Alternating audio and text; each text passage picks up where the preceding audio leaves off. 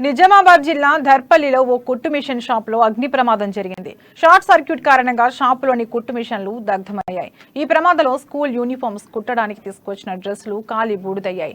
ఈ ఘటనలో దాదాపు 4,50,000 రూపాయలు ఆస్తి నష్టం జరిగిందని బాధితులు తెలిపారు. సంఘటనా స్థలానికి చేరుకుని మండల రెవెన్యూ ఇన్స్పెక్టర్ రవి పంచనామా తీసుకున్నారు. ఇంతకాలంలో ఫోన్